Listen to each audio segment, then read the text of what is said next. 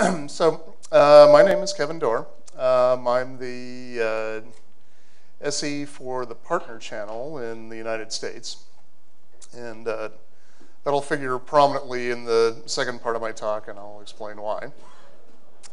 So I'm going to talk about user interfaces for Alfresco. And the context of that is I'm going to show you how to add some jQuery type of things into share pages, and then show a demo, sort of a walkthrough of exactly how to do that.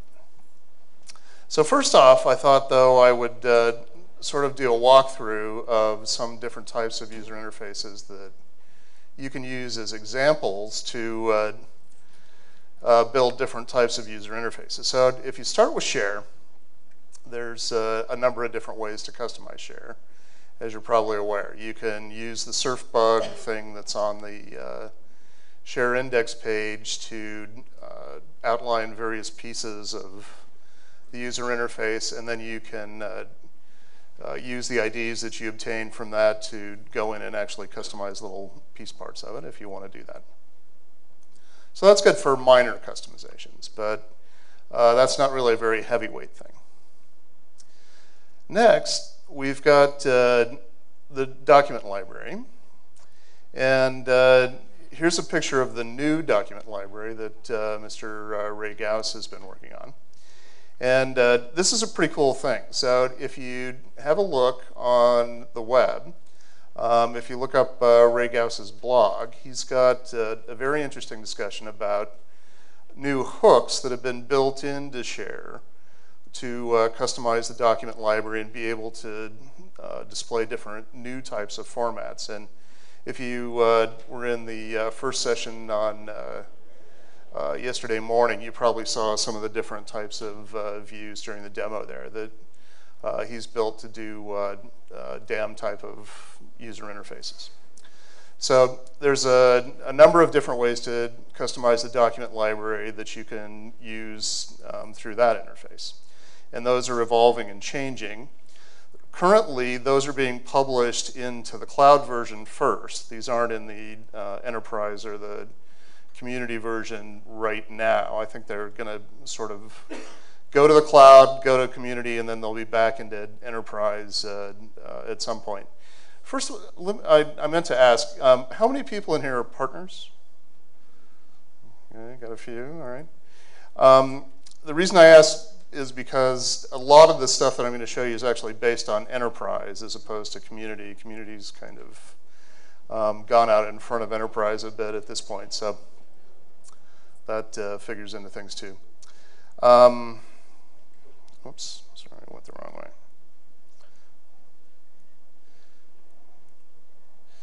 All right, so then there's the forms package that is also built into Share. How many people have used the FDK at all? Nobody at all? One guy? Okay, so that seems about right to me, actually.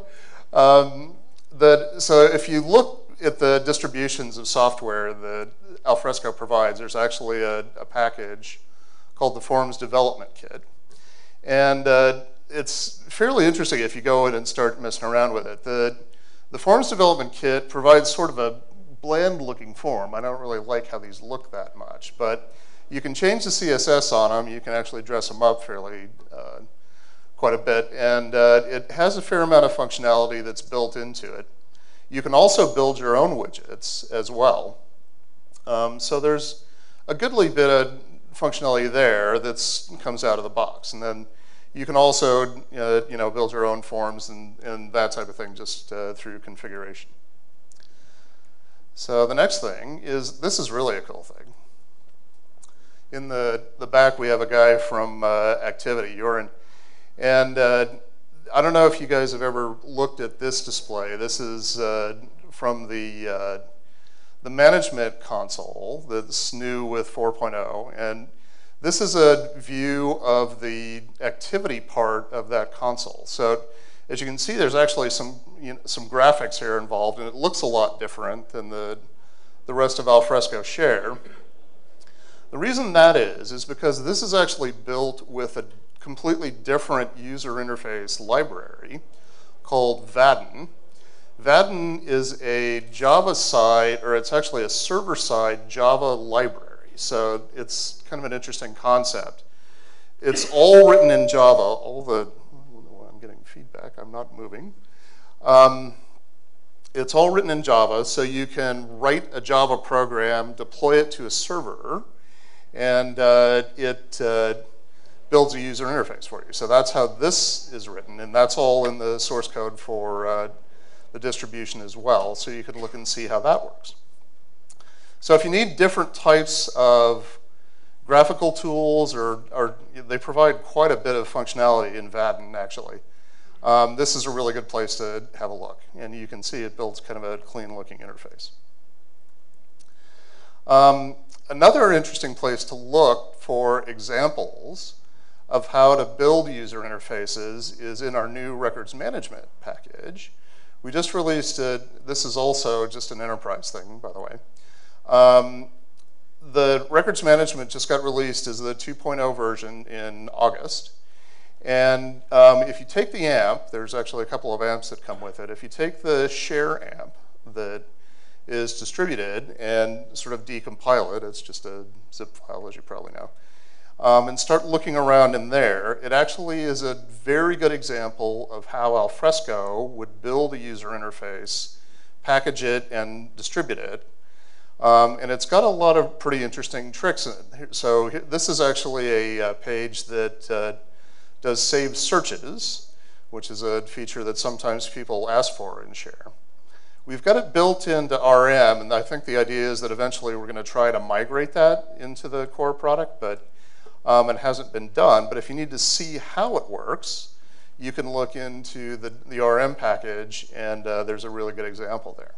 In addition, there's some pretty cool tricks here in terms of how it actually stores data, it gets data in and out of the repository, and how the code is actually structured in terms of being deployed as a module. How many people were in some of the shared development sessions yesterday that saw David Draper talk? A few people? A lot of people? Okay.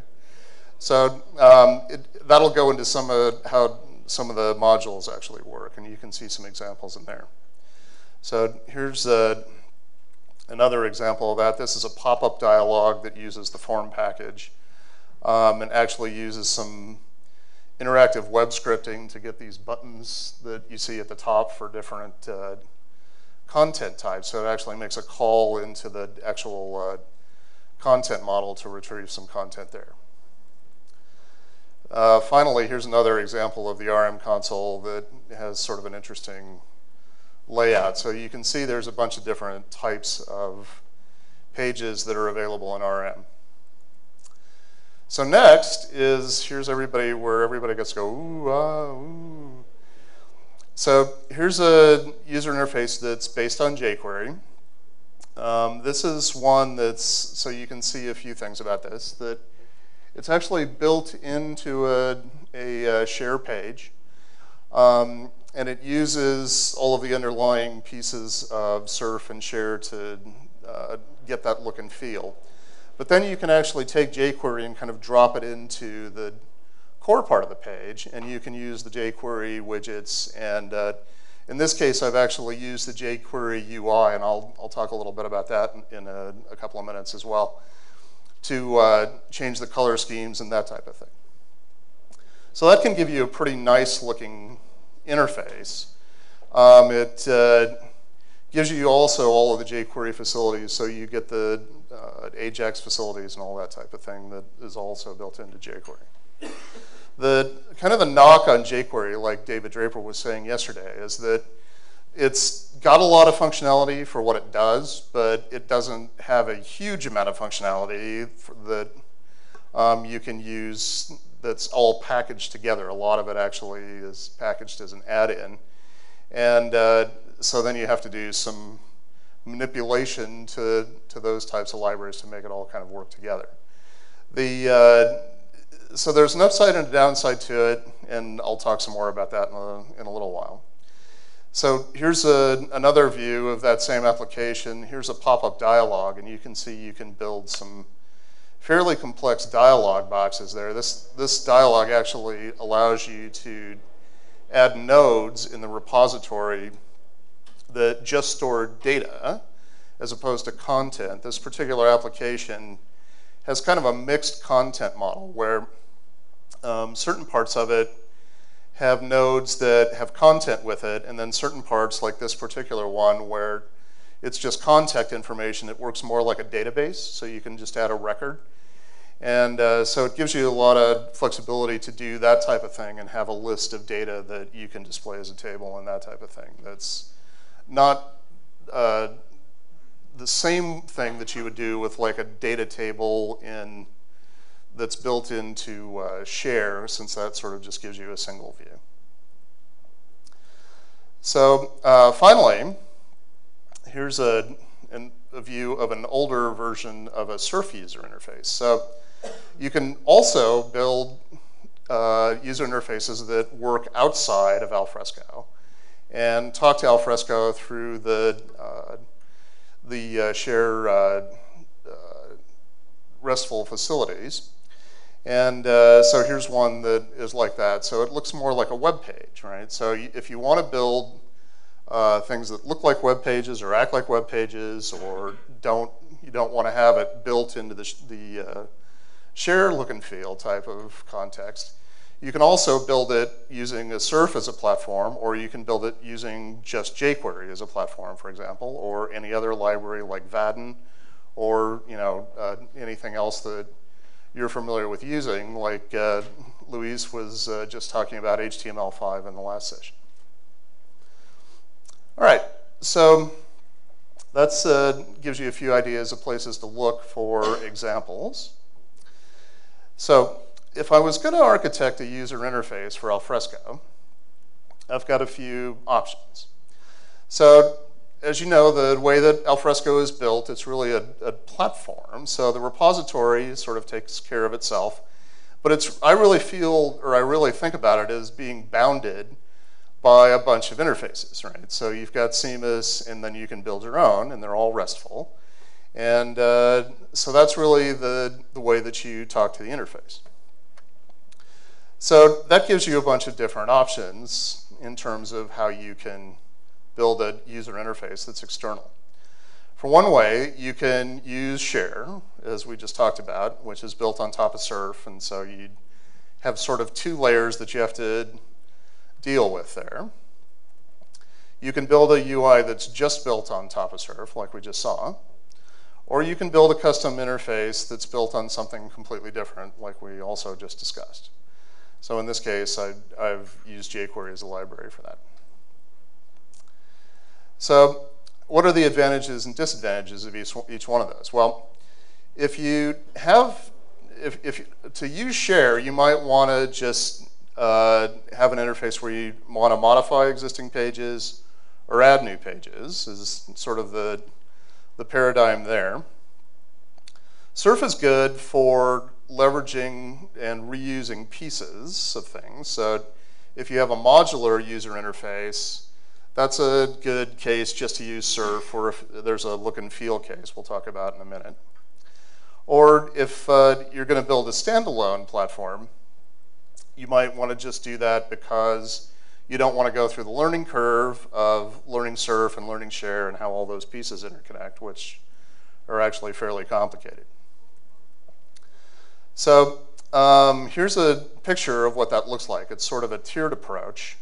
One thing builds on another, builds on another. So Share is actually the most complicated use case of all of those things, because in order to build the Share interface, you also have to know how Surf works, and you have to be able to use the connectors to the web scripts and to the RESTful pieces of that at the bottom. So the example I'm going to walk through will actually be a Share user interface, because the other parts of those are actually subsets of Share. So here's some use cases from why you might want to use one of those things over another.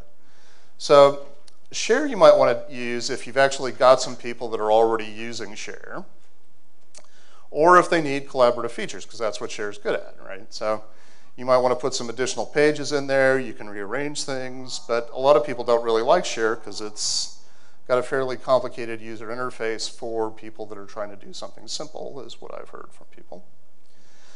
So for Surf, like I said, if you've got reusable components that you want to try to leverage, or if you want to build something that looks more like a website, Surf is really good for that. And for a standalone, if you've got something that has a really highly customized look and feel that you need to make very specific using CSS, or if you've got a set of developers that know a particular user interface library, like jQuery or Vaadin or one of those, you might want to not go through the learning curve, like I said, of learning Share and Surf just to be able to build a site, and you can definitely do that as well. And you can also use a standalone implementation to build a website as well. So let's talk about how you would go about getting started with actually building a development environment to build a user interface for Share. So how many people here are using 4 right now? Almost about half, I guess. And everybody else is using 3, is that correct? Are there people in here that still develop on 3? Let me ask that question. A few people, okay. All right, so if you look at the documentation on docs.alfresco.com, it's changed over the last few months. There's actually a fair difference in the way that Share is described between version 3 and version 4. So there's sort of the old way of doing things, and then there's a new way that's more of the approach that David Draper was talking about yesterday in terms of using the modules, and some of the configurations are fairly different. So each one of those actually has a different directory structure that you can use in terms of how they get deployed. And I've put a zip file up on my DevCon page that has a set of directories for each one of those. So the old way is actually based on the shared config library, where you can deploy things out and override the base share. And then the new way is actually a directory that's kind of truncated a bit. It's got a meta-inf directory in there that you can deploy libraries into, and then you can jar that whole thing up, put it into a live directory, and it's automatically deployed when you restart the server. So there's an advantage and a disadvantage to each one of those. So the advantage to using the old way is that if you put files directly into shared config, or rather shared classes, you can edit them and then pull them right up into the server. You can refresh the web pages. Have you guys ever done development like that? Where on the index page you can say refresh, and it will actually pull all of that content back in so you can interactively develop without having to stop the server. The new way, if you actually deploy a jar file, you actually have to stop the server and restart it. However, the new way is a very good way to deploy software. Since it's just a single file, you can drop it in there, and it's no mess, no fuss. There's also an Eclipse and Maven project that's available. And I don't have that up on my DevCon site right now, but I will make that available. So it's got that directory structure set up so that you can actually run a build and deploy from Eclipse. So let's see.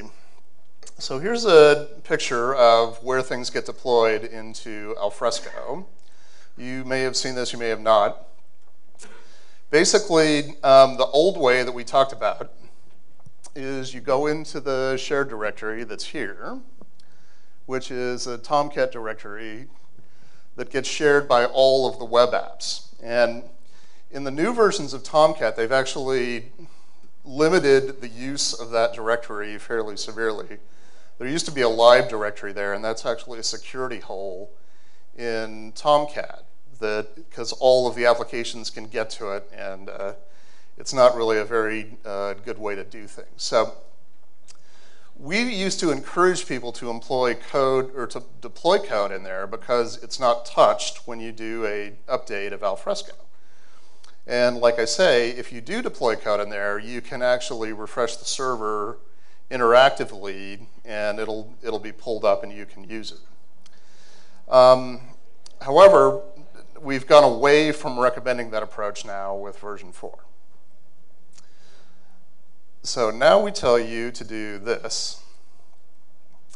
We tell you to deploy into share directly into the webinf lib directory over on the far side over there. I think I've got an arrow here, yeah. So that's where you deploy a jar file now, and it is picked up by the server and used without having to, but you have to restart the server. However, you still can use the shared directory, and if you have a jar file and files in the shared directory, the overrides still work. All right, so here's the part where I have to do a mea culpa. So yesterday, as I was watching David Draper's presentation, I had sort of this feeling like this, where at the end of 2001: A Space Odyssey, there's a part of it where it says Jupiter and beyond the infinite, and the astronaut goes into the little monolith thing, and he's flying through space. And so as I was listening to David, I was like, man, they've built all kinds of stuff into Alfresco 4 that I didn't really understand was there. And I'm not sure that we have a really good corporate way of communicating a lot of that out. Somebody asked, is there a reference guide that we could use? And the answer really is no. You really have to use our blogs and some other ways to kind of figure out what's happening. So as I said at the top, my position in Alfresco is actually to help facilitate the partner channel. So the rest of the presentation is going to be a presentation about how to build a very simple share page, which may be shooting way low for a lot of you guys.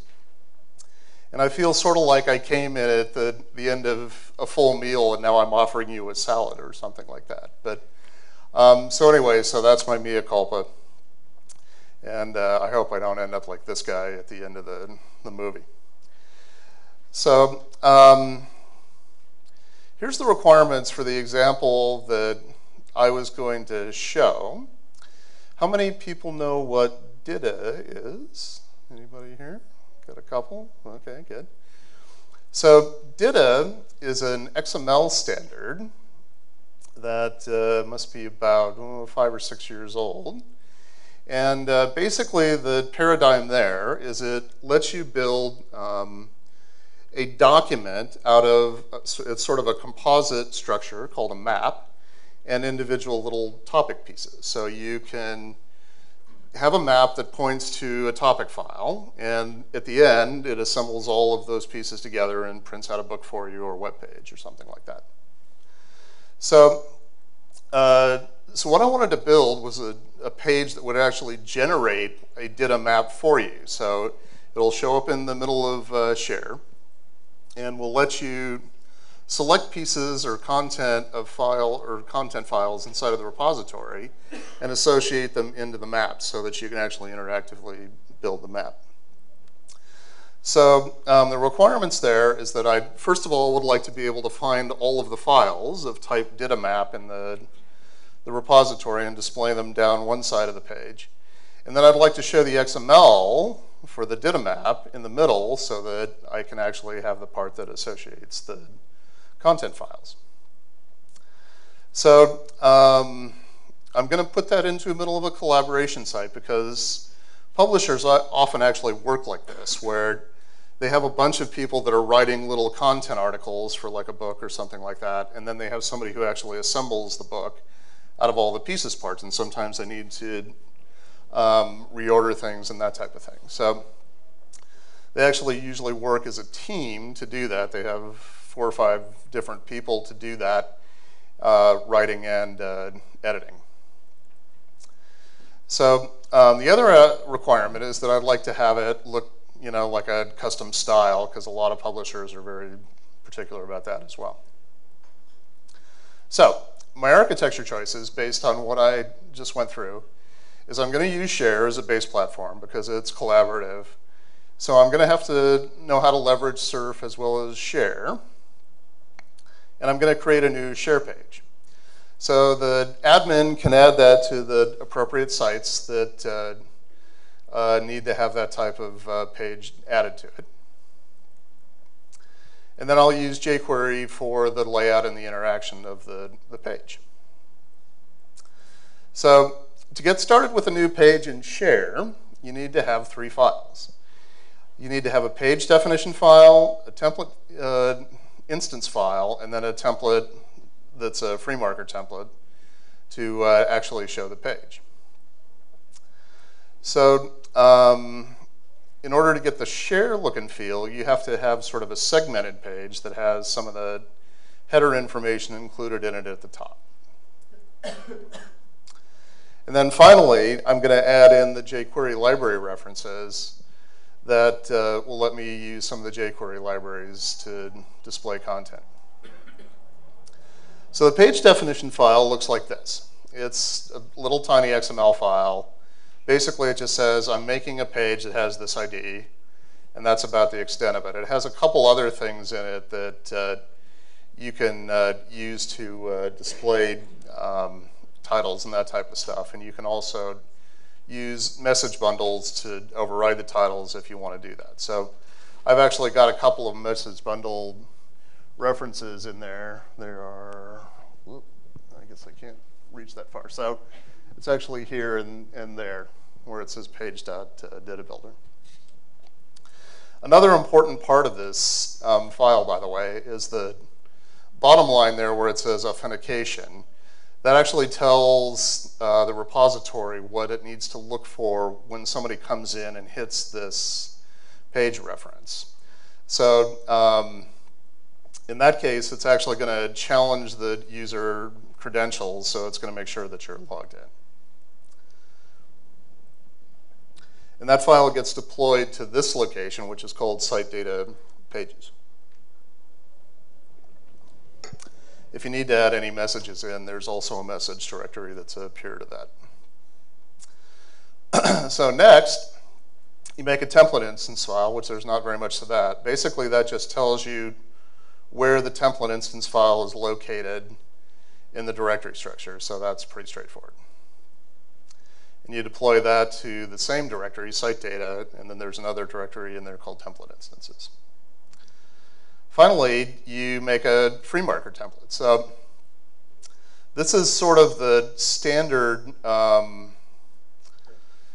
map, I guess, of the shares type of page, where it's got several header regions, then it's got a body region.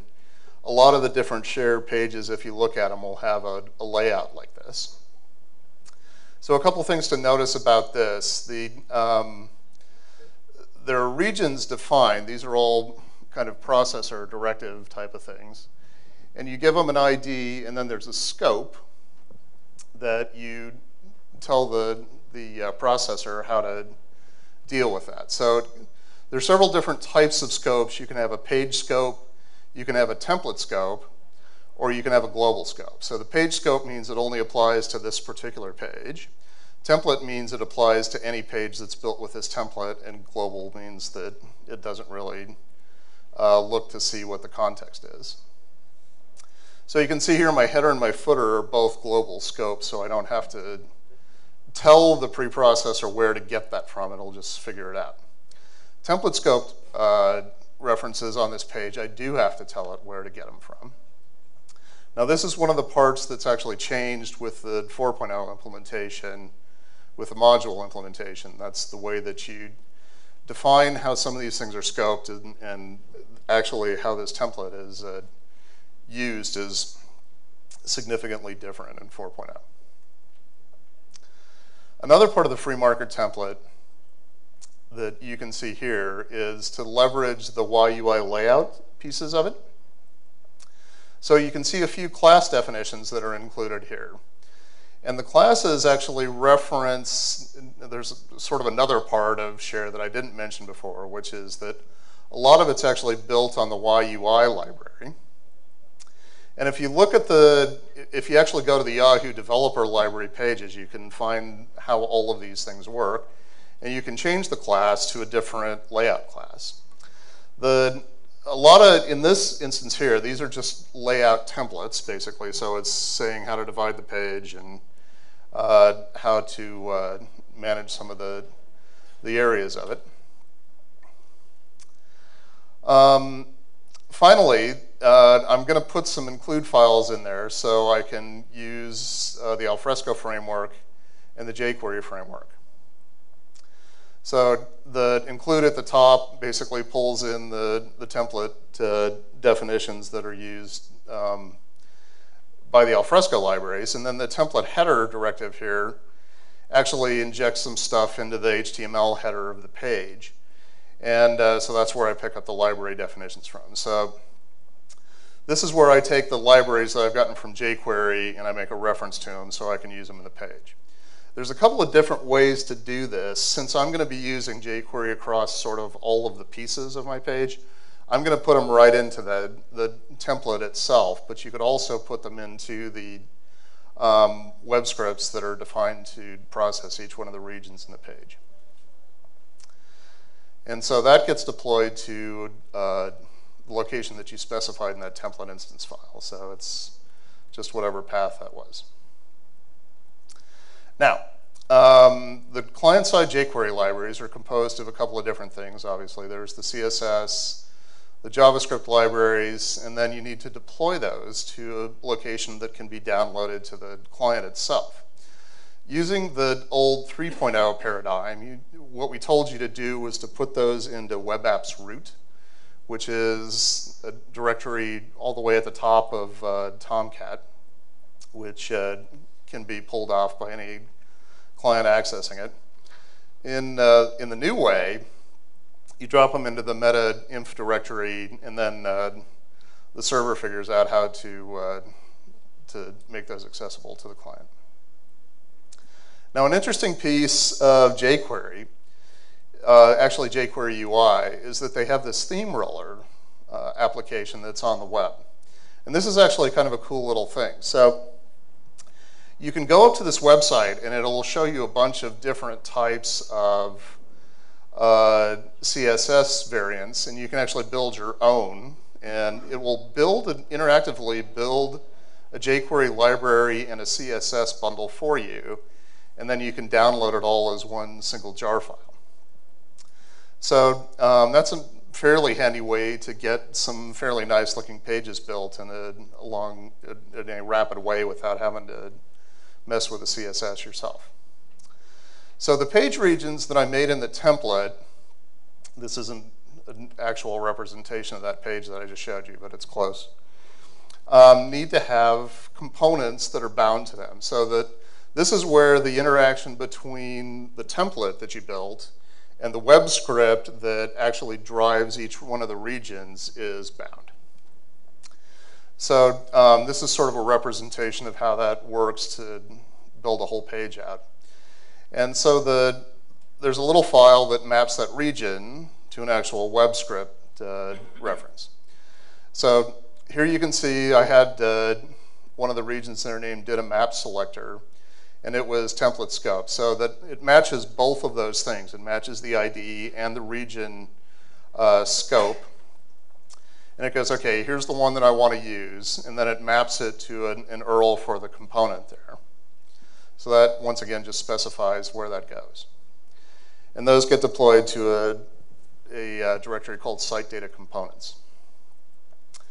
So you've probably seen this picture before. This is how the web scripts work. So it's a model view controller paradigm that you define a definition for the web script that gets picked up. The controller builds a model that gets passed back to the view, and then that gets passed back to the client. So for the free marker stuff, there's some pieces of it that I'm going to inject using the header FTL. And once again, they told us yesterday not to do this in 4.0 anymore. So there's a completely different way to do this that's sort of involves interactively building the template instead of injecting it like this. But for the purposes of this discussion, I'm going to go ahead and just go with this one. So here's a little piece of script that calls a jQuery method that sets up an accordion that I'm going to use on my page. So I'll put that into the header, which needs to be there because it is consumed as the page is rendered. So, and then the HTML reference that actually uses that looks like this. So there's a little piece of code that has an accordion ID on it there. And so the ID matches up, and then it gets called into the jQuery library. Finally, to add a reference to the page, there's just a little snippet of code that you can stick into a share config custom file. And sort of the operational piece of this is on the far side up there where it says replace equals false. Basically what this does is it looks for the condition in share where it's trying to display a list of site pages. And it says, if I've got that condition, here's what list I should display. So in order to not override the basic list that always shows up, you need to say replace equals false. So this essentially appends my page ID onto that list of pages. So then the admin can add it to my site. So after we did all that, here's what we got. So I've got my accordion down the right side here. And then I've got another jQuery component that's an add-on that does my map rendering. So I've changed the map around a bit to use some custom icons there. And you probably cannot see that at all in the back because it's not particularly legible up here even. Sorry about that, but I haven't changed the CSS. So anyway, so you can do all that. You can get a page up, and it'll take you maybe 4 or 5 hours to get a frame where you can actually start to build in some of the actual actions then. So to actually have it do stuff, so this is just a static page that is in share now. Well, let's go through this first. So here's the construction of how that happened. So first of all, I made the page definition file. And this is the actual directory structure that you need to fill out. The next thing I did was I made a template instance that's also under site data. The next thing I did was I made a template, a free marker template, that implements how the page looks. I added the CSS and JavaScript that I got from the jQuery site. Then I added the component references that went to my web script references. And finally, I added the web script's shells into the components so that they are pointing to something. And the last thing I did is I added that to the share config. And that's all the steps that you need to take in order to get to an empty static page. Then, there's a couple of different ways to call into the repo now. So now I'm going to have to build some repo side web scripts that do the work that I described. So I'm going to build one to get all my data map files.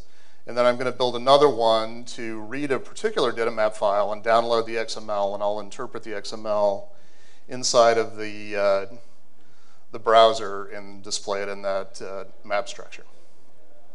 So in order to make that call into the backend web script, I have a couple of different choices that I can use for that. One way is there's a Alfresco utility library, so I can use an Alfresco utility that makes an ajax call. So I can post it. This particular one actually makes a create to create a new map. There's probably a region on this page that I didn't put in. Let me back up here. So I probably should put a control region over the top of the accordion there that lets me build a new page, filter pages, and select a page. So, oops, going the wrong way. So this call actually is that call to make a new page. So this posts a request to the web script on the back, and that makes a new map based on like a pop-up menu that I would define.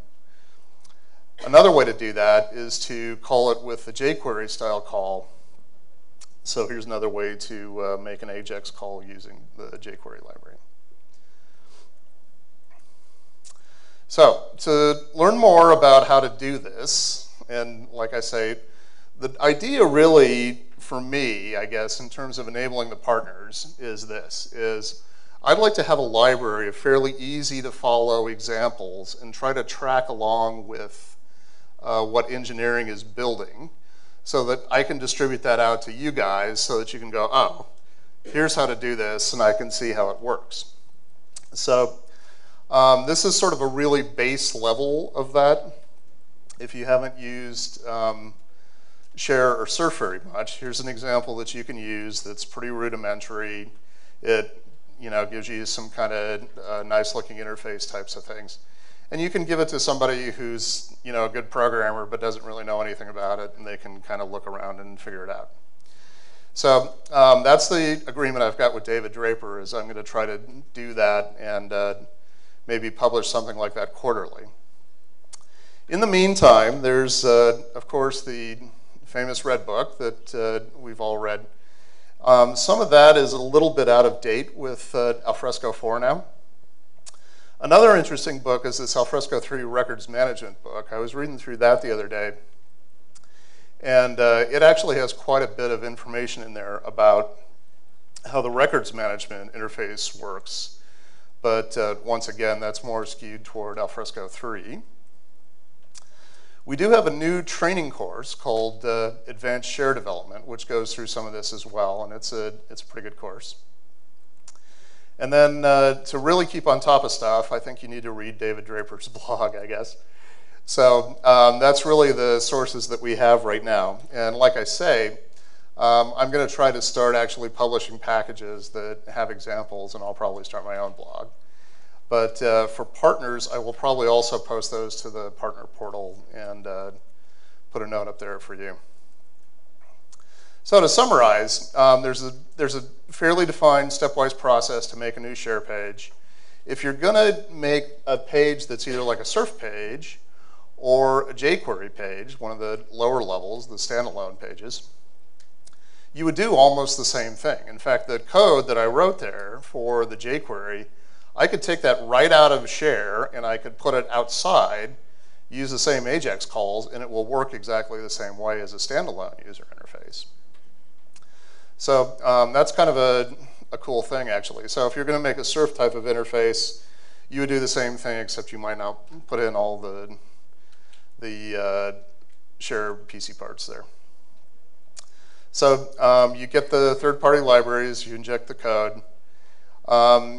Like I said, you can use the Alfresco to post, or you can use the third-party library to post as well. And like I say, another good example of how to build a standalone user interface that you can publish that's really nicely packaged is the records management user interface. So with that, I will turn you loose. Are there any questions? Yes? You said that for 4.0, now you prefer to have the jar inside. You will have an example in the share slash, I don't remember the folder, and inside the jar. But if you deploy jar, it means the share won't work. It means that you have to have this jar in an end. That's exactly right. So that's the way they've decided to do it. Now, I don't know, I can't tell you exactly why they decided to do it that way. It gets complicated. But you have to, yeah. So if you upgrade, you're going to have to redeploy all those jars into that directory. But like I say, it's basically just copying a single file in there for each thing that you have. If you deploy the SharePoint WAR, you have to have an end to include this in the SharePoint WAR to deploy the share. well, you don't have to have an app. Now you can actually just take the jar and put it directly into the WebInf lib in Share itself, and it picks it up. So you don't have to build an app anymore, is sort of the bottom line. In fact, our administrators internally in Alfresco actively discourage you from using AMP files. And the reason for that is they don't like what it does. So yeah, so now you can just take that jar file and just put it in, and it's deployed. So yeah. Yes? What about the extension folders? Are they obsolete too now? Actually, the web extension one, I believe, is sort of obsolete. The extension one that's in the site data directory is where most of the new module stuff goes, is my understanding. Like I say, I'm going to try to get a 4.0 example together, and I will also post that to my DevCon page, but it's going to take me a week or two to do that. So. Any other questions? Yes? The ajax calls that you showed, are they handling authentication automatically? I was just curious. Actually, those ones were not, but yeah, you would want to put that into the header to do that, yes. Any more questions? All right, well, I appreciate you coming. Thanks for sticking me out on the last day.